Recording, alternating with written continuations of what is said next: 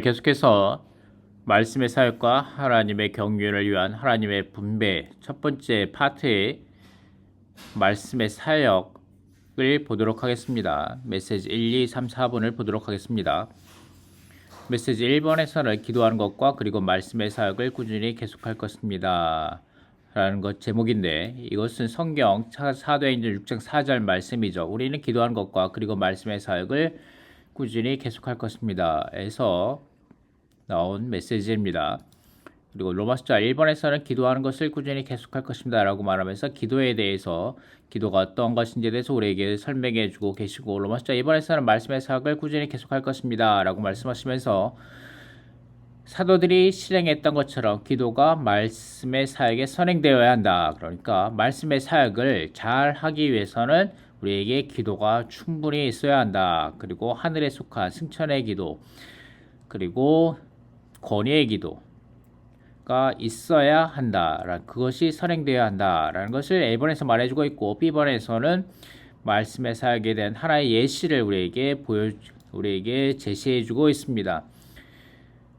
그리스도께서 여러분의 마음에 거처를 정하게 하시며라는 에베소 3장 17절 상반절 말씀을 가지고 말씀의 사역에 대한 하나의 예시가 있습니다. 그러니까 여기에서 메시지 1번에서는 기도에 대한 정의, 설명, 그리고 말씀의 사역에 대한 하나의 예시가 우리에게 보여주고 있습니다. 로마서 메시지 2번 화목의 사역에서는 말씀의 사역자의 내적 존재는 어떠해야 하는가라는 것을 보여주고 있고, 메시지 3번에서는 말씀의 사역자가 갖춰야 할 조건들입니다. 그리고 메시지 4번에서는 하나님께서 나눠주신 분량의 한계 안에서 제한받는 것이고, 그리고 영적 전쟁을 수행하는 사역, 곧 말씀의 사역의 목적과 결과를 우리에게 보여주고 오겠습니다. 다시 한번 천천히 보도록 하겠습니다. 메시지 1번 기도하는 것과 그리고 말씀의 사역을 꾸준히 계속할 것입니다. 로마서 1번 기도하는 것을 꾸준히 계속할 것입니다. 우리가 기도한다는 것은 무엇입니까? 그것은 우리가 아무것도 아니고 아무것도 할 수 없다는 것을 깨달았음을 의미합니다. 기도가 참된 부인이라는 것을 함축한다는 거죠. 우리가 무언가를 할 수 있다고 생각한다면 우리는 기도하지 않을 것입니다. 아멘. 자신의 육체로, 아멘.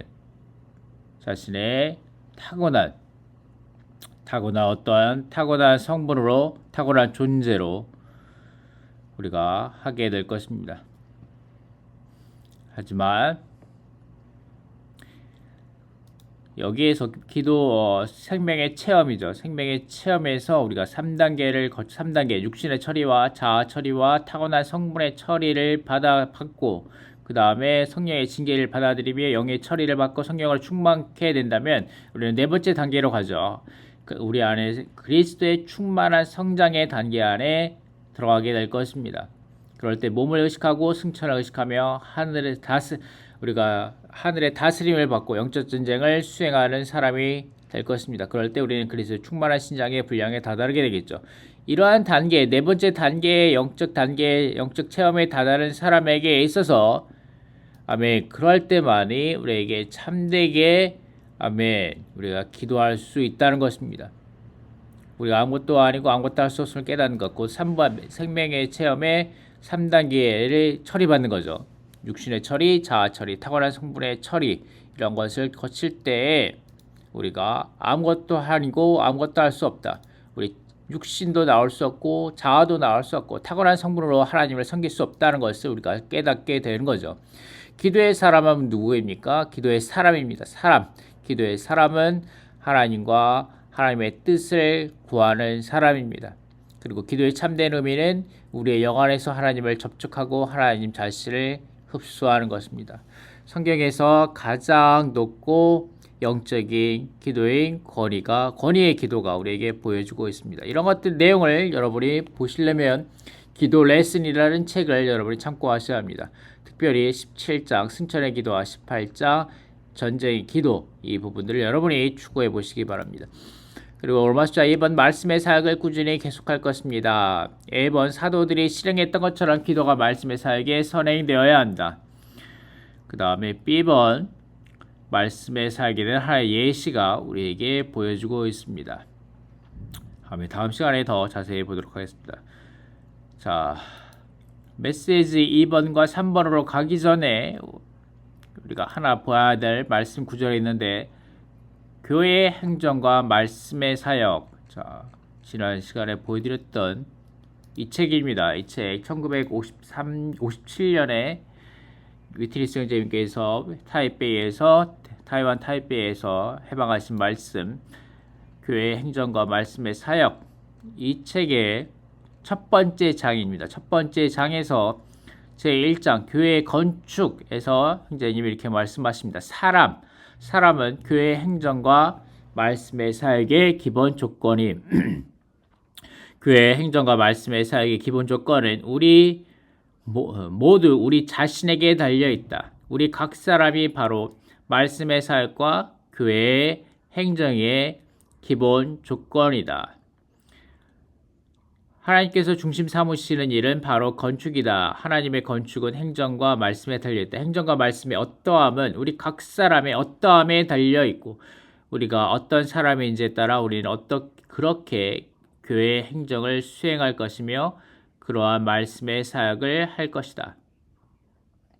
당신의 행정과 말씀은 당신 자신과 결코 분리할 수 없다. 마치 외국인이 집을 지으면 외국인들의 건축 양식이 나올 수밖에 없고, 중국인이 집을 지으면 분명 중국 사람의 건축 양식이 나올 수밖에 없는 것과 같다. 당신이 건축하는 것은 당신이라는 존재가 기본이 되는데, 영적인 일에 있어서는 더욱 그러하다. 그러므로 교회 행정과 말씀의 사역에서 방법만을 연구하는 것으로는 결코 충분하지 않다. 참된 방법은 우리 자신에게 있다는 것을 반드시 보아야 한다. 그러니까 말씀의 사역을 잘 하려면 어떻게 됩니까? 우리 자신이 그러한 사람이 되어야 된다는 거죠. 참된 방법은 우리 자신에게 있다는 것을 반드시 보아야 한다. 교회 행정을 수행하는 길은 바로 그 일을 하는 우리 자신에게 있다. 우리가 어떤 사람이라면 틀림없이 그러한 방식으로 교회 행정을 수행할 것이다. 외적인 방법만을 배우는 것으로는 부족하고 반드시 우리의 존재가 처리받아야 한다. 그러면 이것이 관련되어 있는데 여러분이 더 읽어보시기 바랍니다. 자, 이 메시지 2번과 메시지 3번에서는 이러한 방면들에서 우리에게 말씀해 주고 계십니다. 화목의 사역 메시지 2번에서는 말씀의 사역자의 내적 존재는 어떠해야 하는가. 그리고 메시지 3번 그리스도의 몸을 위해 생명을 공급함에서는 말씀의 사역자가 갖춰야 할 조건들을 우리에게 보여주고 계시며, 아멘. 자, 이제 메시지 2번에서 조금 더 보도록 하겠습니다. 메시지 2번 화목의 사역. 자, 화목의 사역, 이것은 로마서 5장 10절 말씀에서 나오죠. 우리가 원수 되었을 때입니다. 여기 원수가 나오죠. 우리가 원수 되었을 때입니다. 우리가 원수 되었을 때 하나님의 아들의 죽음을 통하여 하나님과 화목하게 되었다면, 이미 화목하게 된 우리는 더 그분의 생명 안에서 구원받을 것입니다. 골로새서 1장 12절 말씀, 그분 자신과 화목하게 하는 것을 기뻐하기 때문입니다. 고린도후서 5장 말씀, 화목의 말씀을 우리에게 맡기신 것입니다. 이게 화목의 말씀이 나오죠. 아멘. 우리가 말씀의 사역을 다루고 있는데, 여기서 특별히 메시지 2번에서는 화목의 말씀을 방면을 보고 있습니다. 화목의 말씀을 우리에게 맡기신 것입니다. 우리가 그리스도를 대신하여 여러분에게 간청합니다. 하나님과 화목하십시오 라고 하면서 화목의 사역을 하는 거죠. 이 화목의 사역을 하기 위해서는, 자, 화목에 대해 조금 더 보도록 하겠습니다. 화목은 무엇입니까? 화목은 각주입니다. 화목은 화해와 죄들의 용서는 원수에게 적합한 말이 아니라 죄인에게 적합한 말이다. 자, 화목에 있어서는 원수에 대해 관련된 것인데, 원수에 대해서는 화목이 필요한데, 자, 여기 말씀이죠. 우리가 원수 되었을 때입니다. 원수에 대해서는 화목이 필요한데, 화목은 화해와 용서를 포함하고 더 나아가 둘 사이의 갈등도 해소하는 것이다. 우리가 하나님과 화목하게 된 것은 그리스도의 구속에 근거하며 하나님께서 의롭다 하심으로 말미암아 성취되었다. 화목은 믿음으로 의롭게 된 결과이다. 자, 여기 메시지에서 아이테로 메시지에서 로마서 1번에서 화목에 대한 기본적인 이해를 우리에게 보여주시고 계십니다. 화목이 왜 필요합니까? 적대감, 원수들이기 때문이다. 우리는 하나님과 원수되었고 그 다음에 하나님과 적대감이 있는데 이것을 아멘 화평을 이루기 위하여 그리스도께서 십자가에서 죽으심으로 말미암아 아멘 우리는 하나님 앞에서 하나님의 의롭다함을 받았습니다. 아멘. 그러므로 우리는 하나님 영안에서 하나님께 나아가는 것입니다. 하나님께 나아가는 것입니다. 자, 이것이 화목에 대한 기본적인 이해이고, 자, 여기에서 로마 전체 메시지에서 메시지 2번 전체 메시지에서 1, 2, 3, 4, 5, 6, 7번까지 있는데 여기에서 보여주는 것은 무엇입니까? 우리의 존재가 어떠한가? 우리의 내적 존재는 어떠한 사람이어야 하는가? 우리가 말씀의 사역을 하기 위해서는 우리의 내적 존재는 어떠해야 되는가라는 것을 보여주고 있습니다. 우리의 내적 존재. 우리는 어떤 사람들입니까? 먼저 우리는 그리스도의 대사들입니다. 우리는 새 언약의 사역자들이라는 거죠. 화목의 말씀의 사역을 수행하는 사람들이라는 것입니다. 우리가 참되게 아멘 그리스도의 대사는 우주 안에서 최고 권위이신 하나님을 대표하는 사람입니다. 아멘. 우리 자신을 대표하고 우리 자신을 표현하는 사람들이 아니라는 거죠. 우리 지난 시간에 욥에 대해서 다뤘죠.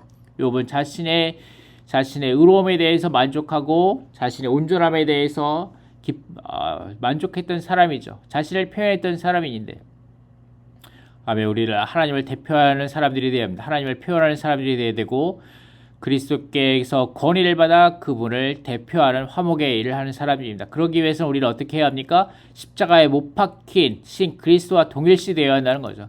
우리가 그리스도 안에서 하나님의 의가 되는 정도까지 우리를 하나님께 돌아가게 하여야 합니다. 우리의 존재가 하나님께 올바른가?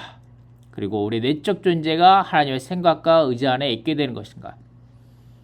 자, 이것이 우리가 말씀의 사역을 하기 전에 먼저 우리 자신에 대하여 봐야 하는 것입니다. 이러한 말씀의 사역을 하는 사람들은 성막의 두 휘장을 통과한 사람인 거죠. 첫째 휘장인 막이라고 불리는 첫째 휘장인 막을 통과하여 성소 안으로 들어간 사람이고 둘째 휘장을 통과하여 지성소 안에 들어간 사람들입니다. 아멘. 그리고 이러한 말씀의 사역을 하는 사람들은 우리 마음이 넓혀진 사람들입니다. 아멘. 이들은 우리의 마음을 상하게 한 것을 용서할 수 있다면, 아멘. 우리 마음이 넓혀진 사람들, 말씀의 사역을 하는 사람들은 모든 마음을 상하게 하는 모든 형제자매들을 용서할 수 있는 그런 사람들이란 거죠. 아멘. 우리가 말씀의 사역을 할 때 때로 형제자매들이 우리가 약속을 잘 지키지도 않고 나타나지도 않고 그리고 우리에게 때로 우리를 거절하고 때로는 우리를 거절할 뿐만 아니라 우리에 대하여 때로는 나쁜 말을 할 수도 있고 때로는 비평을 할 수 있고 판단하고 정죄할 수도 있지만 우리는 그들에 대해서 마음 상하지 않고 우리는 그들을 용서합니다.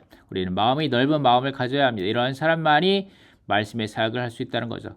이러한 사람들은 결과를 어떠한 상태에 머뭅니까? 어떤 결과를 가집니까? 하나님을 향하여 화평을 누리고 하나님 안에서 자랑하며 하나님의 생명 안에서 구원받은 사람들입니다. 자, 이것은 이 메시지 2번에서 중요한 구절이 이건데 가장 핵심이 되는 구절은 이거라고 볼 수 있을 텐데 우리가 다른 사람을 어느 정도까지 하나님께로 그리고 하나님 안으로 인도할 수 있는지는 그러니까 우리가 어느 정도까지 하나님의 말씀의 사역을 할 수 있는가는 언제나 하나님에 대한 우리의 현재의 위치로 결정된다는 것입니다. 우리가 하나님 안에 더 있을수록 우리는 다른 이들을 하나님 안으로 더 화목하게 할 수 있습니다. 우리가 하나님의 화목의 말씀 안으로 더 깊이 이끌 수 있다는 것입니다. 우리가 어떠한 존재냐는 거죠. 우리의 존재가 번제단의 바깥들 안에 있는 번제단 이 뜰 안에 있는 번제단 안에 있는 사람입니까? 우리가 단지 그리스도의 십자가의 구속만을 체험한 사람이라면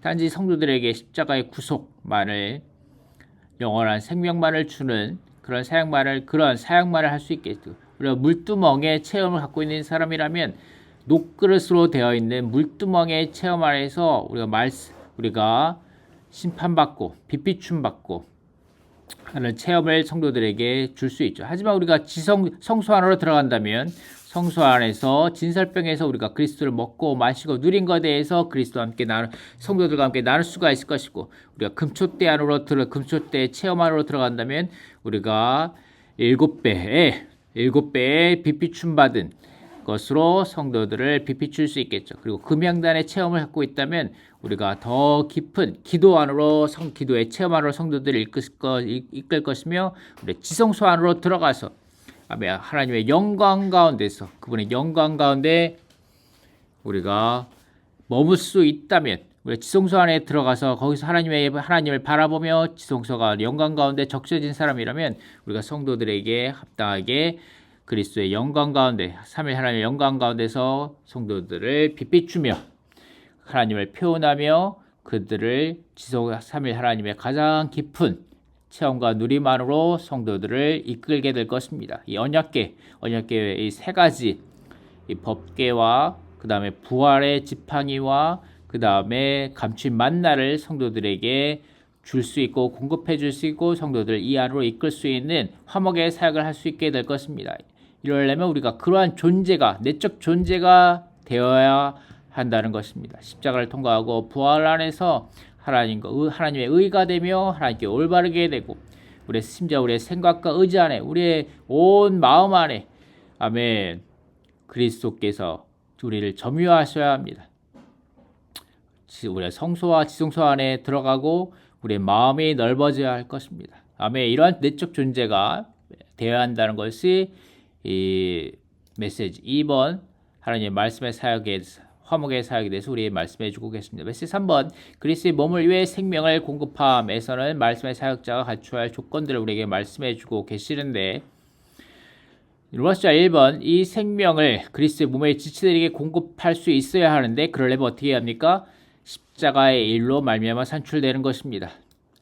주님과 하나됨으로, 우리가 기도함으로, 아멘, 우리가 더 많이 기도하고 그러므로 주님과 하나 되어서, 그리고 또 십자가의 일로 말미암아 산출되는 것이죠. 우리가 얼마나 많은 계시를 받고, 우리가 말씀에 대해 얼마나 많이 알고, 말씀에 대해서 얼마나 많이 추구했을지라도 거기에 대하여 이 사역을 통하여, 이 주님의 회복 안에서의 사역을 통하여 우리에게 오는 이상과 계시가 우리에게 많이 있어야 될 뿐만 아니라, 우리가 이러한 계시된 것에 인하여 얼마나 많은 고난을 받든지에 달려 있다는 것입니다. 그리고 우리가 하나님을 부활의 하나님으로 알고 체험해야 합니다. 이렇게 하기 위해서는 우리가 더 이상 자신을 신뢰하지 않고 부활의 하나님을 신뢰하도록 십자가를 통해 우리를 종결하고 끝내는 것이 필요합니다. 우리의 타고난 사람과 겉사람과 육체는 허물어뜨려져야 하며 그리스도의 죽음 아래 머물고 그분의 죽음과 같은 형상을 이루어야 합니다. 우리의 타고난 힘과 능력은 십자가로 말미암아 처리되어야 합니다. 우리의 타고난 힘과 능력으로 우리가 말씀을 성도들에게 공급하려고 했을 때 얼마나 많은 문제와 어려움이 생기는지, 정말 주님 앞에 많은 부끄러움이 있습니다. 아멘. 성도들 앞에 많은 회개와 자백함이 있습니다. 아멘. 우리가 이런 것들 십자가를 처리받아야 합니다. 생명에 있어서 또한 몸을 알아야 합니다. 아멘. 우리는 반드시 생명의 체험과 생명의 성장에 있어서 진보해야 합니다. 영적인 생명의 네 번째 단계에 도달해야 합니다. 아까 말씀드렸던 이 책의 영적 생명의 네 번째 단계에 도달해야 한다는 거죠. 그리고 우리는 육체와 자아와 타고난 조성을 처리해야 합니다. 이것이 생명의 체험의 세 번째 단계에 나오는 거죠. 그리고 육체가 처리되고 자아가 버려지고 타고난 조성이 파쇄되어야 합니다. 우리가 개인주의가 처리되어야 합니다. 그리고 실행에 있어서, 로마서 3번에서는 생명에 있어서 몸을 아는 것이고 로마서 4번에서는 실행에 있어서 몸을 아는 것인데, 우리는 지방교회 생활을 하지만 지방적으로 표현된 교회들 안에 있지만 우리를 몸을 가장 먼저 고려하고 각 지방에 있는 교회는 두 번째로 고려해야 할 것입니다. 오늘날 우리가 하고 있는 일은 우리 개인의 일이 아니라 하나님의 경륜의 일, 곧 그리스도의 몸을 건축하는 일입니다. 그리고 그리스도의 몸에 대한 의식이 있어야 합니다. 우리가 주님의 파쇄를 더 체험하고 자신에게 구출될수록 몸의 감각이 우주적이라는 것을 더욱더 발견하게 될 것입니다. 그러할 때 이러한 몸의 의식이 우리의 생각과 행동에서 몸을 규칙으로 삼을 것입니다. 자, 이것이 메시지 3번에서 말해주는 것입니다. 우리가 말씀의 사역을 하면서 그리스도의 몸을 위해 생명을 공급하기 위해서는 우리가 어떠한 조건들을 갖춰야 하는가에 대해서 우리가 메시지 3번에서 보여주고 있습니다. 우리가 생명을 지체 몸의 다른 지체에 공급하기 위해서는 먼저 부활의 하나님을 알고 체험해야 한다. 그리고 생명에 있어서 몸을 알고 실행에 있어서 몸을 알아야 하며 그리스도의 몸에 대한 의식을 가지고 있어야 한다.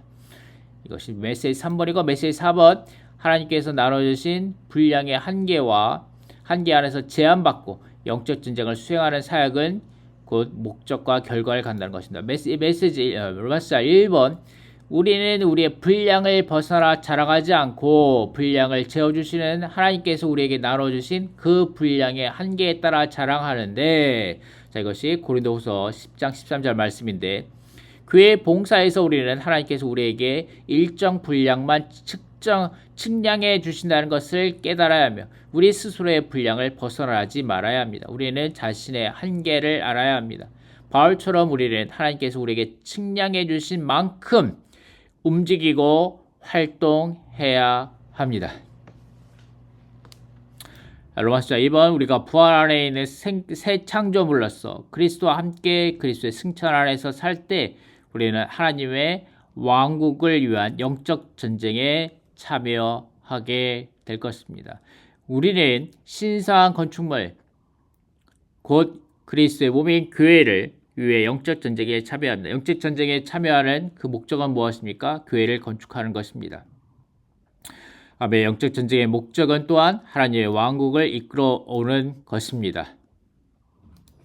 이것을 위해서 우리에게 필요한 것은 말씀의 사역이죠. 말씀의 사역입니다.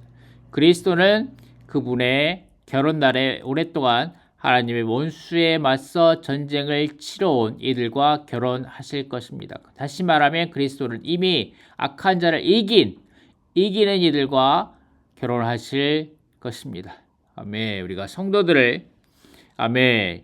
이러한 이미 매일의 교회 생활 가운데서 영적 전쟁을 하는 것이죠. 아멘.